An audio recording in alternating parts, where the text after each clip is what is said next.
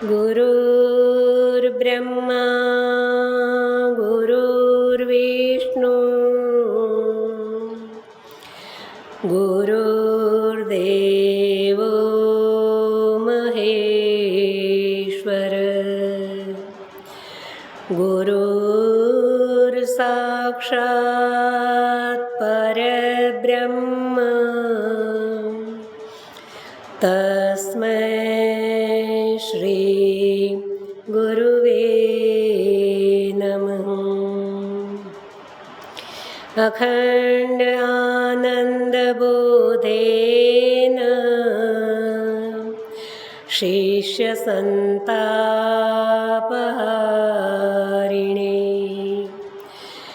परमानंदरूपाय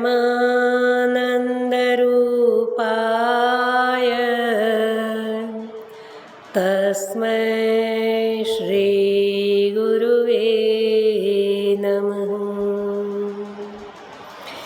बंदा गुरुपदकंजे कृपा सिंधु नररूप हरि महामोहतम पुंजे जासु वचन रविकर निकर। श्री सद्गुरुदेव भगवान की जय। जय भगवान श्री सद्गुरु महिमा। सेवक सुतपति मातु भरोसे रहे अशोच बने प्रभु पोसे। सेवक अपने स्वामी के भरोसे, बालक अपनी माता के भरोसे निश्चिंत रहता है, क्योंकि सारी जिम्मेदारी स्वामी और माता की बालक का और सेवक का पालन पोषण करते हैं। चौपाई का सीधा साधा अर्थ ये होता है। यह शब्द लगा है पति, सेवक सुत पति मातु भरोसे। अब हम पति शब्द को केवल साधारण और लौकिक दृष्टि से ना देखें। ये बहन का ये पति है, उसका हम ठीक से अर्थ समझें। पत रखे, अपनी लाज रखे, अपने रक्षक को वो पति कहलाते हैं। मेरी पत राखो गिरधारी, मेरी पत राखो धनुधारी, मैं दुखिया शरण तिहारी, मेरी पत राखो गिरधारी, मेरी लाज रखो। भगवान श्री राम जी वैसे लीला में तो सीतापति भगवान श्री राम जी हैं, एक पत्नी व्रत धारक है, वो सीता जी के पति हैं, लेकिन विश्वपति हैं, जीव मात्र के वो रक्षक हैं। रामचरितमानस के आधारित हम देखें तो कितने कितने विभूतियों ने भगवान को पति कहा है। लक्ष्मण भैया 12 ते निज हित पति जानी, बचपन से ही अपने पति अपने स्वामी प्रभु को स्वीकार कर लिए। 12 ते निज हित पति जानी, लक्ष्मण राम चरण रति मानी। श्री हनुमान जी महाराज देखी पवन सुत पति अनुकूला। श्री हनुमान जी महाराज ने देखा मेरे स्वामी मेरे पति मेरे पर प्रसन्न है। सुतीक्षण जी पुरुष शरीर है, ऐसा यहाँ नारी पुरुष लिंग भेद का वो नहीं है, आत्मिक संबंध है। जीव मात्र आत्मा मात्र के पति रक्षक स्वामी परमात्मा है। सुतीक्षण जी कहते हैं असभिमान जाय जनि घोरे, मैं सेवक रघुपति पति मोरे। भगवान श्री राम जी ने राम गीता रामचरितमानस आधारित अरण्यकांड दोहा नंबर 14 से 16 के बीच में लखन भैया के 5 प्रश्नों के उत्तर ने भक्ति का क्या सिद्धांत, भक्ति किसे कहते हैं, उस प्रश्न के उत्तर में प्रभु ने 6 नाते बताए। ये 6 नाते से कोई भी नाता जीव मात्र मेरे से जोड़ दें, किसी भी नाते से मेरा भजन करें।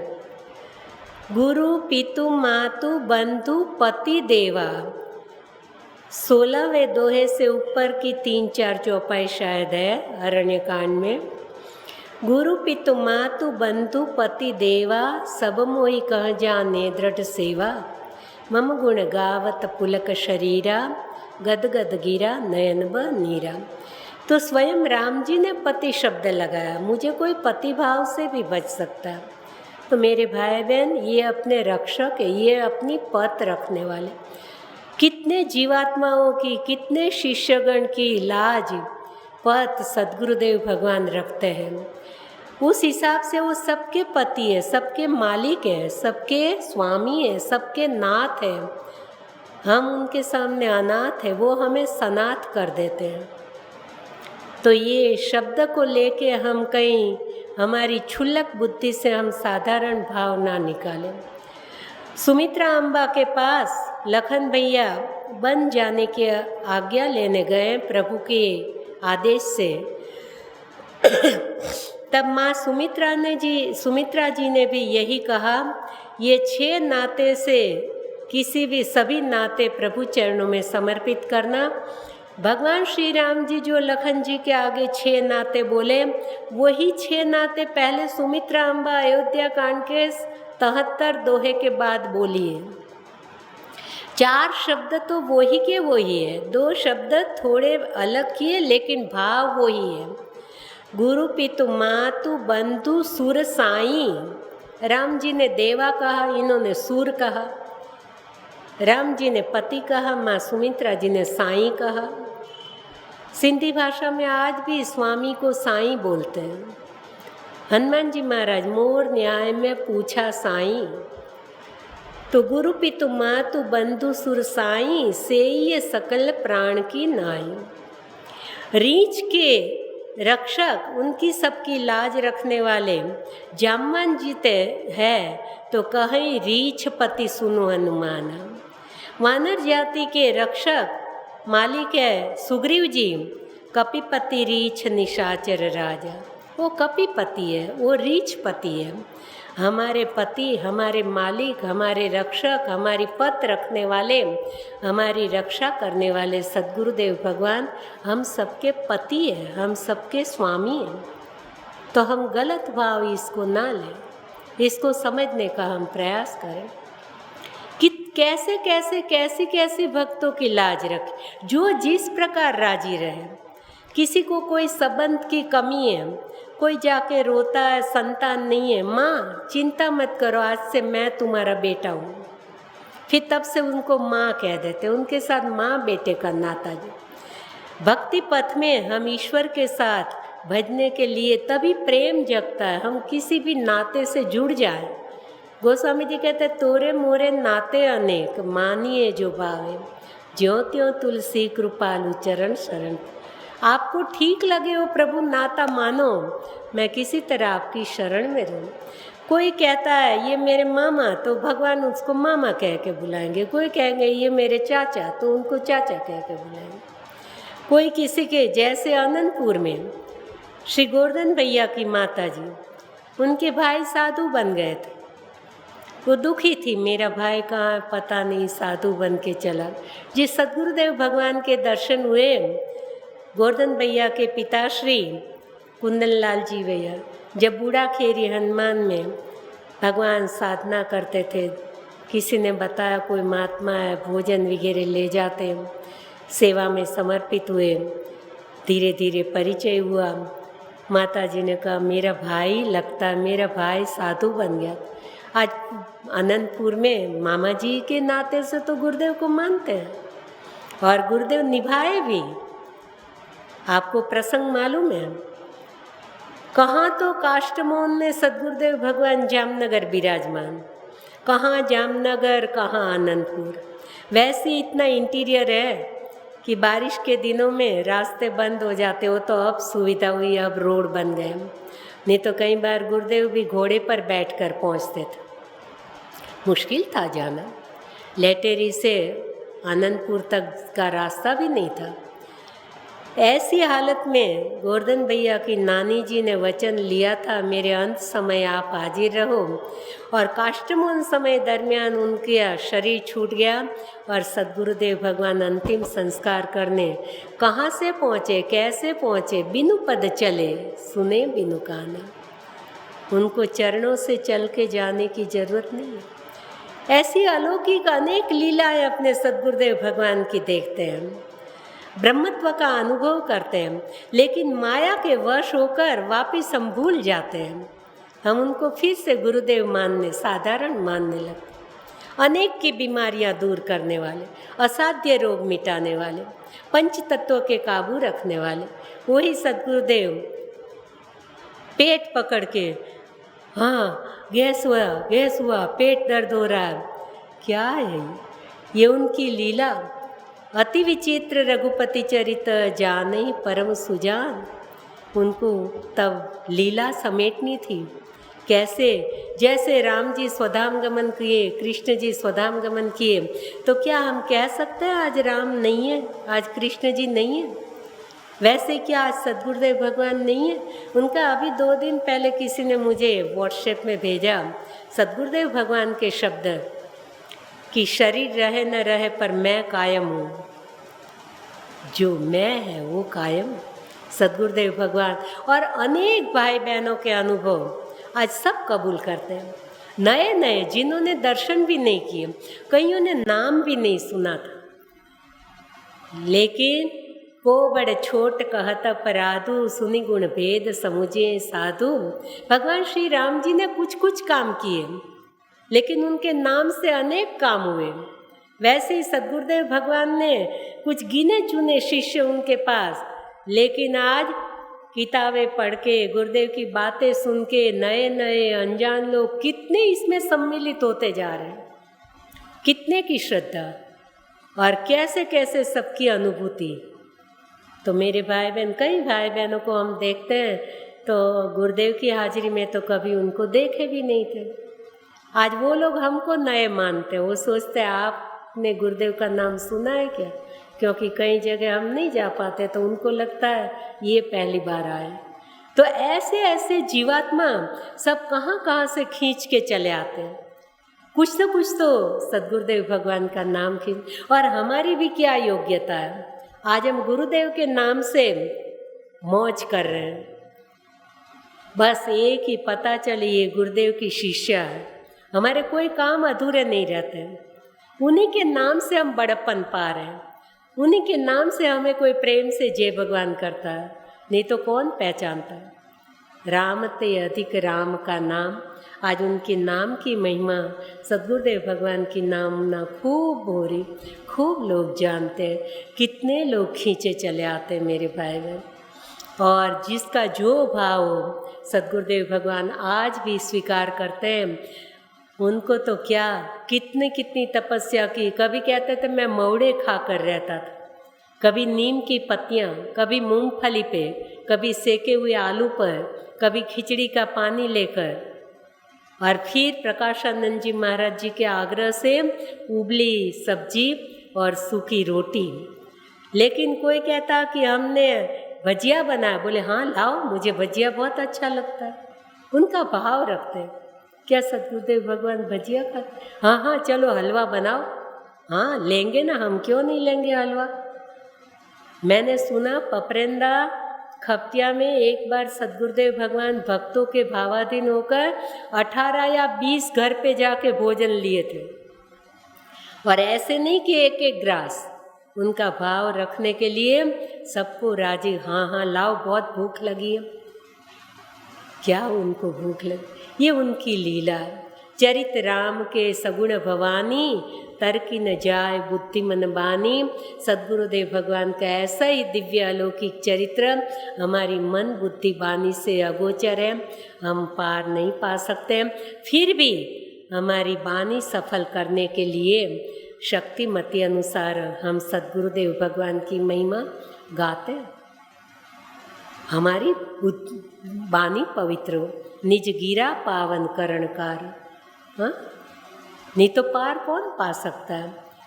जैसे कई बार राजकोट के भाई बहन किसी से कहा, अब उसकी परिस्थिति नहीं है और फुटाने ले आए, जिसको गुजराती में दालिया बोलते हैं। अब गुरुदेव का हाँ माँ लाओ, मुझे दालिया तो बहुत पसंद है। फिर लाइन लग गई, सब दालिया लेके आए। गुरुदेव को दालिया पसंद है, गुरुदेव को दालिया पसंद है। उनको क्या पसंद है क्या पसंद नहीं। मैंने शायद पहले बता चुकी हूँ, एक बार जयपुर घर आए, जितनी सब्जी लाई थी सबका नाम बोली, तो बोली ये नहीं ये नहीं ये नहीं। मैं बोली क्या बनाऊँ? अंत में कहा नमक और रोटी। हाँ, देवास से हम जिस दिन निकलने वाले थे सारा सामान बन गया था। बोले मुझे भूख लगी है। मैं बोले सामान खुलवाती हूँ। बोले नहीं, खोलना नहीं है। जमीन पे पत्थर बोले ठीक से धो लो, साफ कर लो, वहीं नीचे आटा बना लो पत्थर पे। और बोले फिर हाथ से ऐसे टिक्कड़ बना लो। एक ढक्कन था, बोले सिगड़ी पे रख दो, उस ढक्कन पे सेक लो। फिर बोले अदरक है ना, अदरक पड़ी थी, बोले अदरक को छील के नमक और अदरक रोटी खा लियो। क्या उनका जीवन, क्या हम क्या कह सकते हैं। वो कैसे भी सब राजी रहे, कैसी सुविधा हो। एक बार मेरे मन में भी आया, मैंने सुना और देखा भी कि सद्गुरुदेव भगवान को कोई बम्बई वगैरह गुरु भाई बहन जो समर्थ हो, खारे पिस्ते लाते, छील छील के गुरुदेव को देते, तो हाँ हाँ लाओ पिस्ता बहुत अच्छा है। अब मैंने सोचा खारे पिस्ते गुरुदेव को पसंद है, तो परिस्थिति तब कमजोर, तो किसी तरह 5 रुपये के छोटा सा पैकेट लेके राजकोट पोपटपरा में जब प्राण प्रतिष्ठा हुई सीताराम जी की, जो मूर्ति यहाँ के लिए बनवाई थी 1961 में, फिर ये बड़े स्वरूप को पसंद किए, वो छोटे रखा थे। फिर गुरुदेव बोले थे वो अनंतपुर प्रतिष्ठा होगी, अनंतपुर भेज दिए थे, वहाँ का संजोग नहीं बना। और अचानक राजकोट में हीरा भाई आयर, उनके यहाँ संतान नहीं थी और गुरुदेव की कृपा से बेटा हुआ, संतान की प्राप्ति, उन्होंने राम जी मंदिर बनाने का भाव प्रकट किया और सद्गुरुदेव भगवान ने कबूल कर लिया। तुरंत ही बोले मूर्ति कैसे बनेगी, कैसे मिल पाएगी? बोले अनंतपुर रखी है ना, वो ले आओ। और वो प्राण प्रतिष्ठा 1965 में सद्गुरुदेव भगवान ने की। अब राजकोट में तो गुरु भाई बहन की संख्या बहुत है, बहुत ही भीड़ थी। वही बटवे में पिस्ता लेके घूम रही थी, कब अवसर मिले, कब मैं सद्गुरुदेव भगवान को पिस्ता खिलाऊं, लेकिन समय मिलना मुश्किल था। धक्के लग रहे थे, लाइन बड़ी लंबी लंबी थी। मैंने कहा इसमें मेरे बस की बात नहीं। अब वो जो हीराबाई का मकान, आगे मंदिर का हिस्सा, पीछे अंदर उनके रहने का घर, सब इस दरवाजे के पास लंबी लाइन थी, बगल में गली थी। अब मैं वो भीड़ से बचने के लिए गली में खड़ी थी। गली में भी उस दीवार का एक दरवाज़ा पड़ता था। अब मुझे नहीं मालूम था कि ये दरवाज़ा किसका है, कहाँ खुलता है। अचानक वो दरवाज़ा खुला, कोई भाई ने पूछा आप यहाँ क्यों खड़े? मैं बोली वहाँ भीड़ बहुत है, धक्के लगते हैं, मैं यहाँ। बोले कि आपको गुरुदेव के दर्शन करने में। बोली इसमें कब बारी आएगी, अभी तो द्वार बंद है। बोले आप यहाँ से अंदर आ जाओ, गुरुदेव यहाँ हीराबाई के घर में विराजमान है और बोले थोड़ा आराम कर रहे हैं। अरे सद्गुरुदेव भगवान की कृपा, अंदर गई, 3-4 जने बैठे गुरुदेव के पास और कोई नहीं। और मेरे को देख के बोले रमा कुछ तुम्हारे पास है क्या, मुझे भूख लगी। देखिए हाँ, दोपहर का समय, शाम को करीब 4 बजे का, मुझे भूख लगी।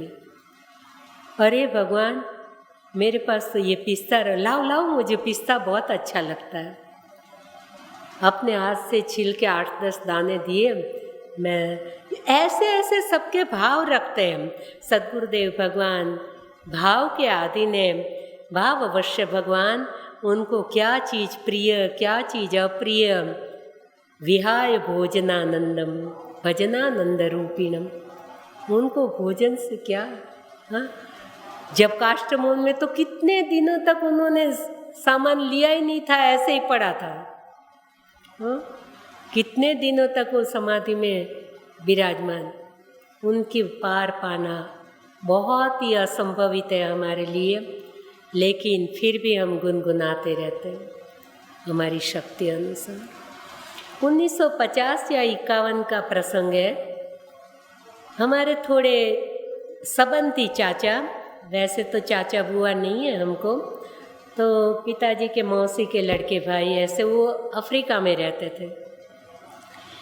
उन्होंने पिताजी से कहा आपके एक लड़के को मेरे पास भेज दो, वहाँ बहुत बड़ा कारोबार है मेरा, उस काम में लगा दूंगा। तब बड़े भाई की उम्र 17-18 साल की, तो वो राजी हो गए, मैं अफ्रीका जाऊंगा। सारी तैयारी कर ली, वीज़ा ले लिए, पासपोर्ट वगैरह तैयार हो गई। तब मालूम नहीं था सद्गुरुदेव भगवान कहाँ विराजमान है। लेकिन कुछ समय के बाद सद्गुरुदेव भगवान बम्बई चांदीवली पधारे। पिताजी ने कहा, देखो बेटा, सब तैयारी भले कर ली, लेकिन तुम्हारे जाने से पहले कहीं मुझे सद्गुरुदेव भगवान मिल गए और मैं उनकी आज्ञा लूँगा, वो कहेंगे कि नहीं जाना है, तो मैं अंत समय भी आपको नहीं जाने दूँगा। और उनको जाने के कुछ 8 दिन बाकी थे। सद्गुरुदेव भगवान बम्बई पधारे। पिताजी ने बात बताई कि बड़ा लड़का अफ्रीका जा रहा है। बोले क्यों? पैसे कमाने के लिए। तब वो हमारे चाचा जी वहाँ के राजा कहलाते थे, इतने अमीरी थी उनकी, युगांडा कंपाला में रहते थे। तो पिताजी ने कहा, हाँ, उसको कुछ धंधा अच्छे काम में लग जाओ। बोले कि नहीं जाना है, वहाँ मिलेगा वो यहाँ मिल जाएगा। अब बड़े भाई साहब तो जब जवानी, छोटी उम्र, थोड़े नाराज़ भी हुए, दुखी भी हुए, लेकिन गुरुदेव ने, पिताजी ने कहा नहीं, मैंने कहा था गुरुदेव आज्ञा देंगे तो ही जाने दूंगा, नहीं जाना। कुछ समय बाद युगांडा कंपाला में तूफान हुआ और वहाँ के लोग इनको मार मार के निकाले। सारा का सारा छोड़ के इनको भागना पड़ा। वो सब छोड़ के निकल गए और यहाँ बड़े भैया को कोलगेट कंपनी में अच्छी सर्विस मिल गई। सद्गुरुदेव भगवान सबका हित करते हैं, सबका कल्याण करते हैं। कोई भी हो, उनको कोई अपना नहीं, कोई पराया नहीं। बंदा संत समान चित, हित न हित नहीं कोई, अंजलि गत शुभ सुमन जिमी सम सुगंध कर दो। ऐसे समर सद्गुरुदेव भगवान साक्षात परमात्मा स्वरूप, संत विशुद्ध मिलहि पुनिते ही, चितवई राम कृपा करे जे। भगवान की असीम कृपा जिन पर हो, ऐसे समर सद्गुरुदेव भगवान मिलते हैं, वो सब पर कृपा बरसा रहे। कई लोग कहते हैं भगवान की कृपा हो तब ये संत दर्शन, मिलन, सानिध्य मिलता है, तो उसमें हमारा क्या दोष? हम पर भगवान कृपा करें तब हो, तो कृपा कैसे करेंगे? मानस जी में जवाब मिलता है, मन क्रम बचन छांडी चतुराई, भजत कृपा करी है रघुराई। वहाँ दुनियावी चतुराई नहीं चलती है। मन कर्म वचन, पहले भी मैंने कहा था, पूरा मन कर्म वचन होना चाहिए। खाली बोलने से नहीं, मन से भी, अंतःकरण से भी। चतुराई छोड़ दे और भजन करो। क्या हम कर सकते हैं? हमारा क्या बड़ी बड़ी साधना, लेकिन कैसे भी हम राम राम करते रहे। भजत ही कृपा करहि रघुराई। तो भजन करो, कृपा तो बरस ही रही है। हम विमुख है, सन्मुख हो जाए। कृपा का सीधा साधा अर्थ कर और पा।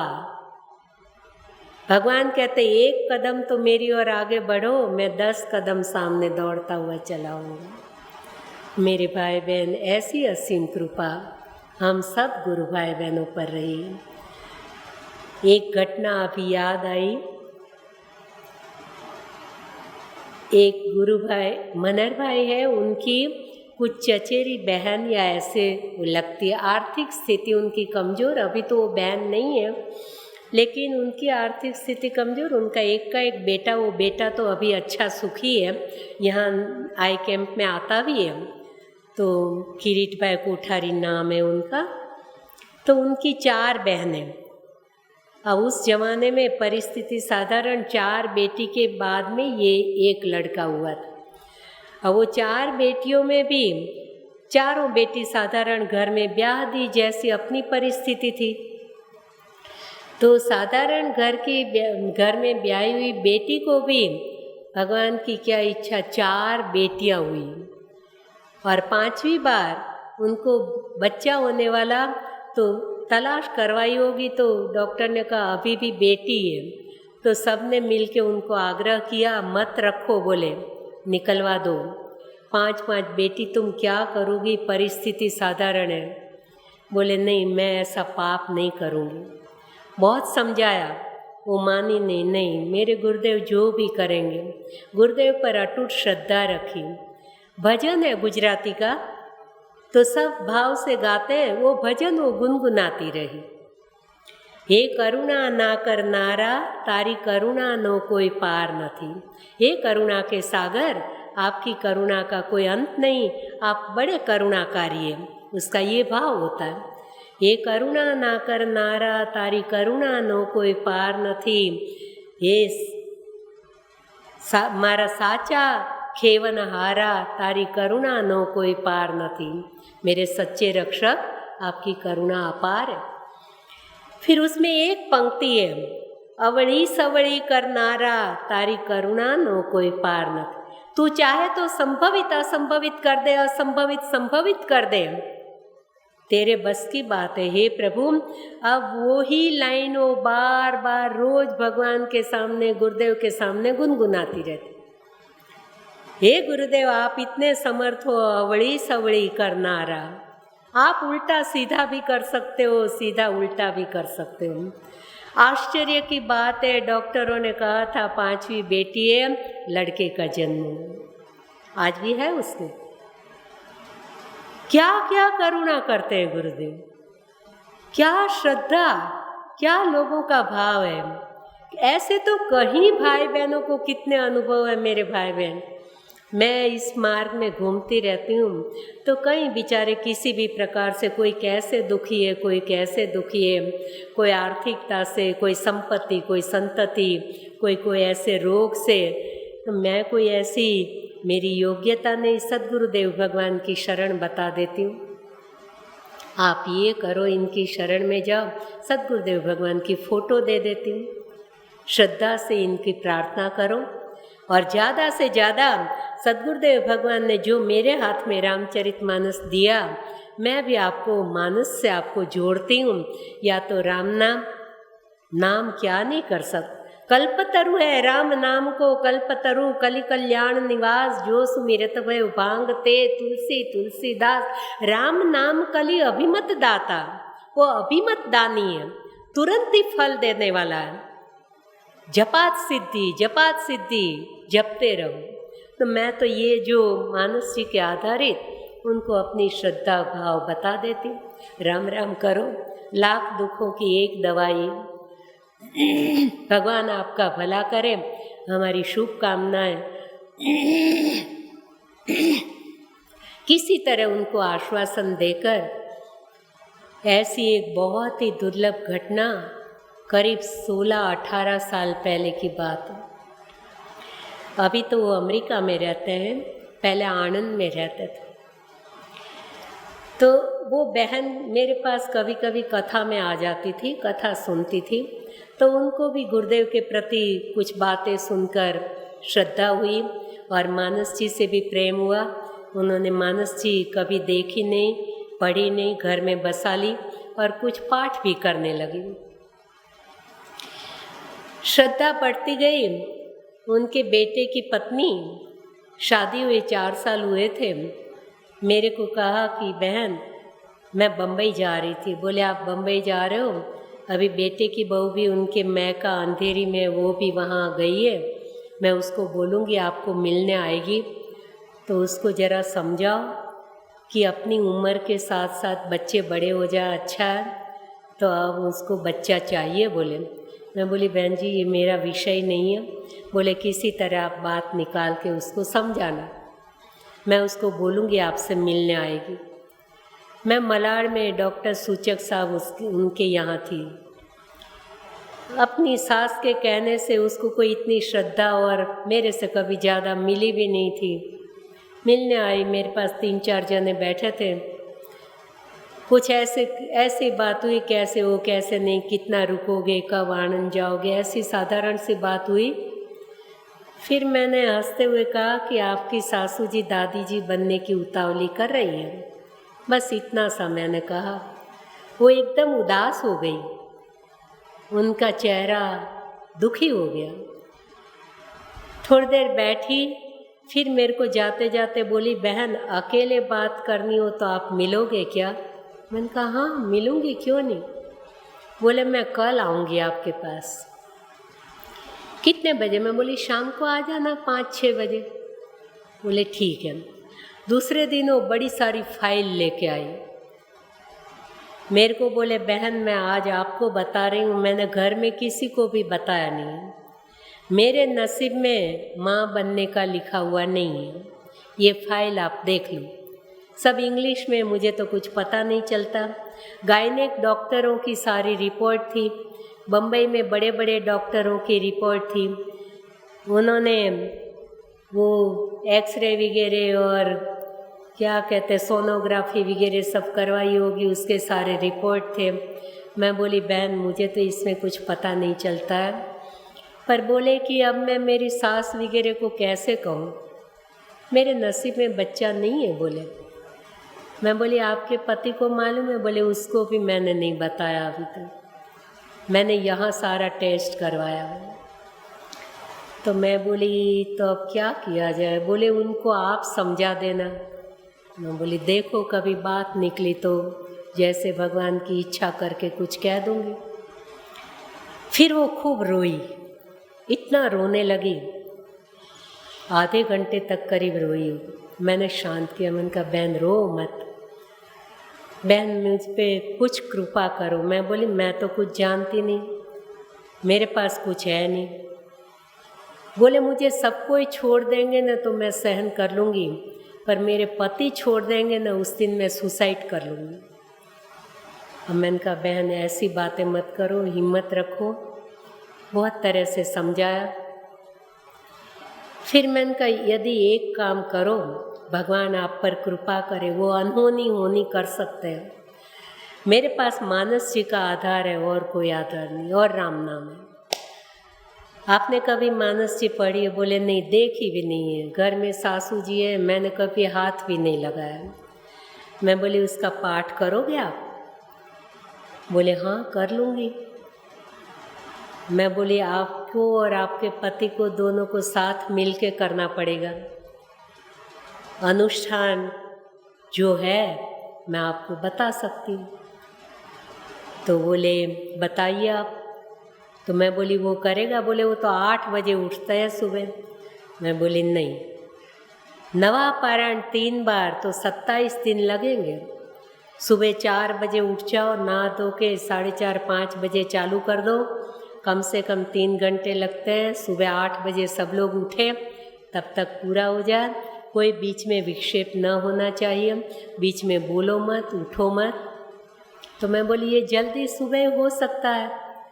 गुरुदेव की फ़ोटो रख देना, सीताराम जी की, हनुमान जी की फ़ोटो रख देना, घी का दीपक इतनी देर चालू रख देना। बोले ठीक है, मैं वो 2 दिन बाद मुझे लेने के लिए आने वाले हैं, तब मैं आपके पास लेके आऊँगी। बोली ठीक है। अब गई घर, 2-3 दिन बाद फिर उसके पतिदेव आए आनंद से उसको लेने के लिए, तब मिलने आए। पहले तो मैंने कहा उसको मालूम नहीं है तो एकदम धक्का लगेगा, कैसे बात करूं। ऐसी बात बनाते बनाते उनको कहा आपको आपके घर में सबसे अधिक प्रिय कौन है? बोले बहन जी ऐसे कैसे आप पूछ रही हो? मैं बोली आपकी माता जी, आपकी पत्नी, आपकी बहन। बोले सब अपने स्थान पे प्रिय है। मैं बोली ऐसे नहीं, सबसे अधिक प्यार आप किसको करते हो? बोले ये तो स्वाभाविक है, पत्नी से ज़्यादा प्यार होता है। मैं बोली कि जिससे सबसे ज़्यादा प्यार हो उसकी कोई गलती हो जाए तो प्यार तो उसको कहते हैं कि कितनी भी गलती हो कभी छोड़ते नहीं हैं।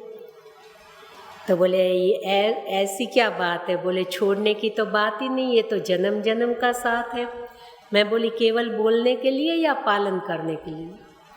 ऐसे करके उसको मानसिक तैयार किए। बोले वो तो निभाने के लिए होता है।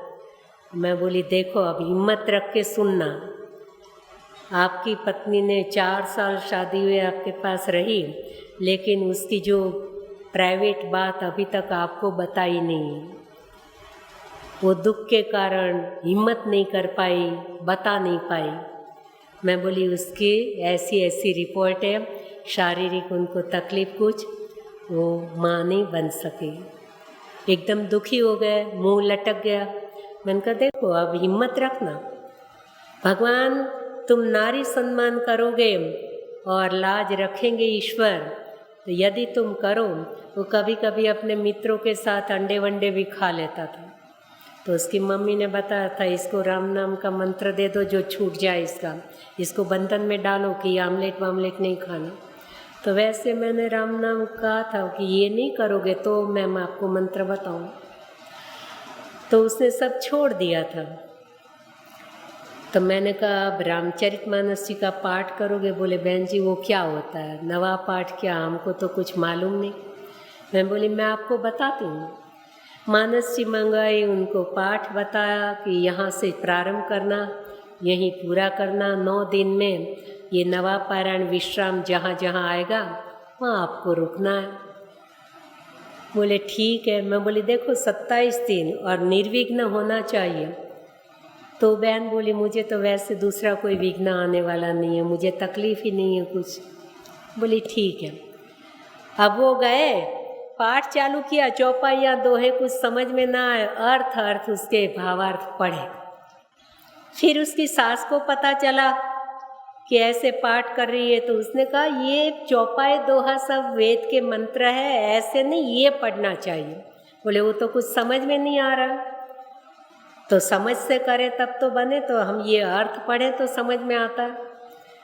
अब उसके 8-10 दिन उसका एक पाठ पूरा होने वाला और मुझे गुजरात जाना था प्रोग्राम में।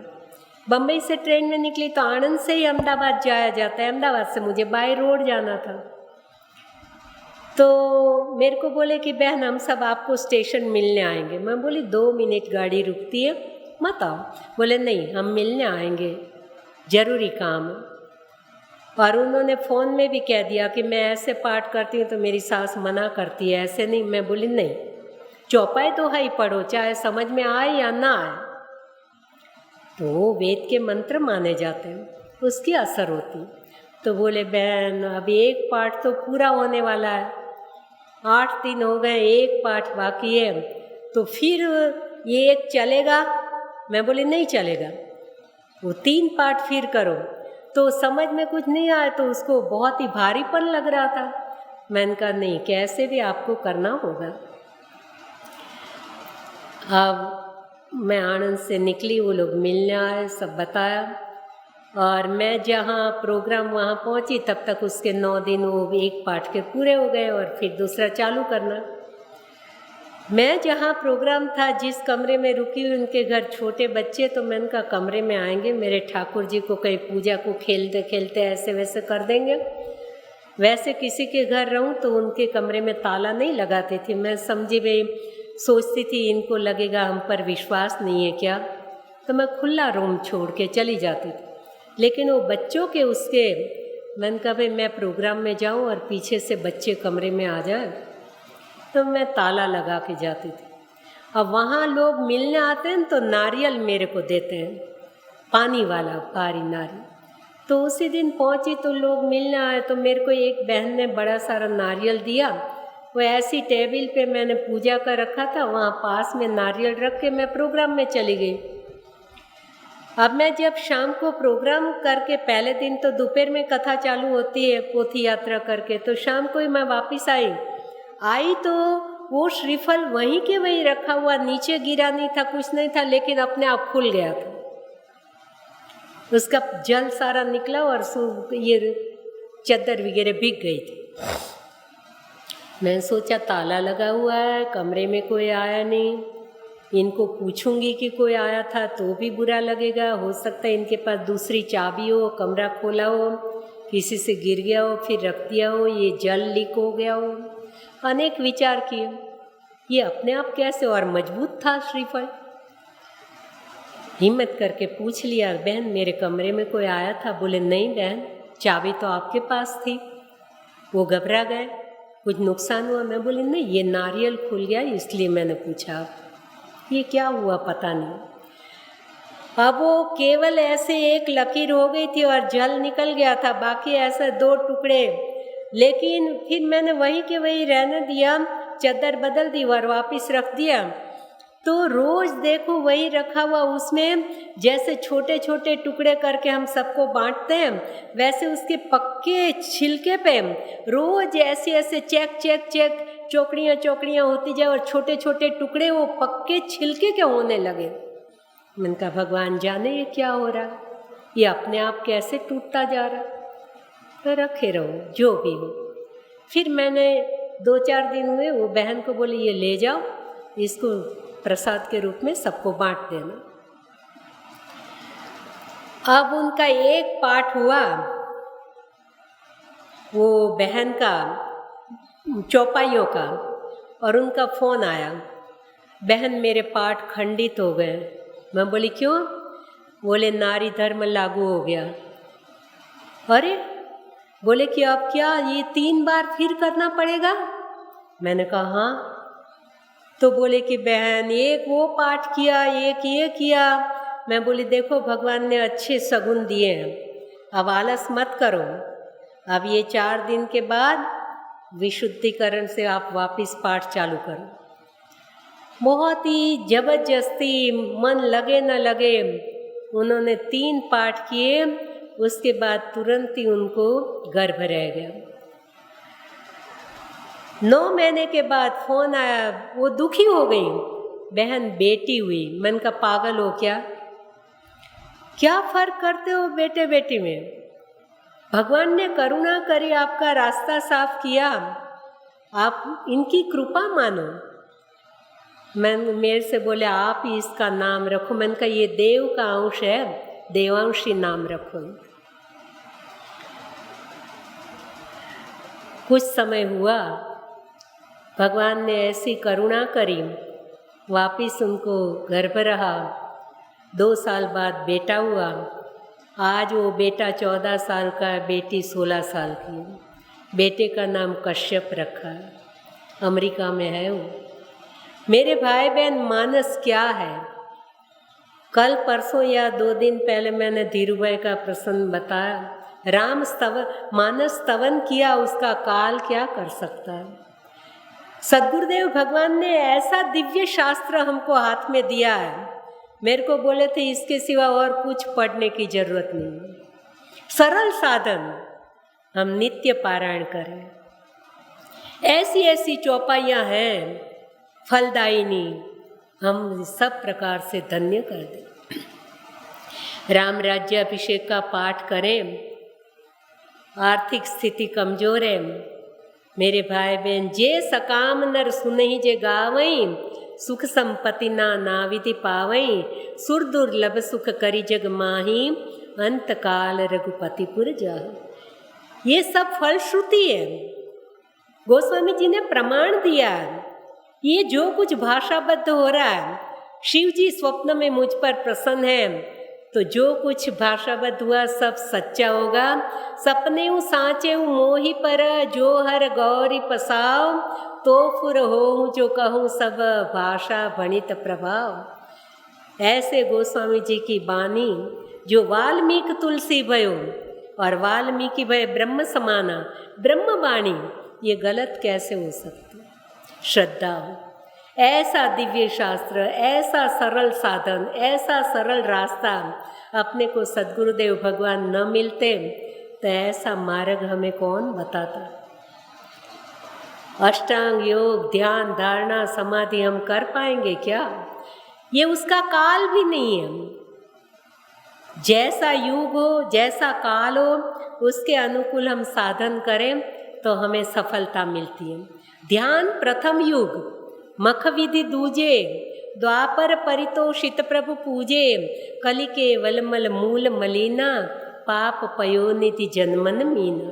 नाम काम तरु, कल्प वृक्ष को काम तरु कहा, सूर तरु कहा, देव तरु कहा, सब एक ही है। नाम काम तरु काल कराला, सुमिरत मिटई सकल जग जाल। श्रद्धा, ऐसा सरल साधन गुरुदेव सबको कहते हैं, राम राम जपो, राम राम करो, सब भगवान भला करेंगे। हमें सद्गुरुदेव मिले, ये उनके द्वारा ये साधन मिला। तो मेरे भाई बहन, राम राज्याभिषेक का उत्तरकांड दोहा नंबर 10 से 15 पाठ करें। तो भी सबका कल्याण ही कल्याण। श्री हनुमान चालीसा जितना ही तो पारायण है, रोज करेंगे कंठस्थ हो जाएगा। ऐसे छोटे छोटे प्रसंग गोस्वामी जी ने रखे हैं, एक कंठस्थ हो जाए फिर दूसरा रोज पढ़कर चालू करो, राम गीता, लक्ष्मण गीता, पूर्जन गीता, अनसुया गीता, हाँ, नवदा भक्ति, तो वो कंठस्थ हो जाए, फिर वो चलते फिरते बोल लिया करो, फिर दूसरा देख देख के बोलो। ऐसे करते करते शास्त्र पूरा कंठस्थ। नाम महिमा, संत महिमा, भूदेव महिमा, गुरु महिमा, हाँ, क्या गोस्वामी जी ने हम ये अलग अलग हम करें। मानस जी समझना बहुत सर, ये अमूल्य मानव देह की अमूल्यता, इसका नश्वरपना, माया का परिवार, भक्ति की महिमा, ज्ञान की महिमा, है? क्या नहीं दिया सद्गुरुदेव भगवान ने, हमें धन्य कर दिया। हम सब उन्हीं की कृपा से आज लाभान्वित हो रहे हैं। हम कितने ही प्रसंग का है, मेरे भाई बहन सबका इसी में कल्याण है। मुझे राजा जी का नाम बराबर याद है कि नहीं, मैं भूल गई हूँ। हो सकता है, जहाँ तक हो सके जयपुर के महाराजा जय सिंह जी, हो सकता है आगे पीछे, आप वो बात नहीं, मेन बात आपको कह दूँ तो उनके बड़े भक्त रहे भगवान के। तो उनकी सचिवालय में उनकी जो सभाएं भरती थी, उसमें सभी लोग राज कार्य करते थे, कर्मचारी लोग। तो एक व्यक्ति ऐसे पगारदार रखी थी, उसको और कुछ काम नहीं करने का, बस गोलाकार में सभी के टेबल के पास ऐसे घूमते रहे धीरे धीरे और बोलते रहते थे, राम कहो बड़ी देर भई, फिर आगे चल, राम कहो बड़ी देर भई, राम कहो बड़ी देर भई।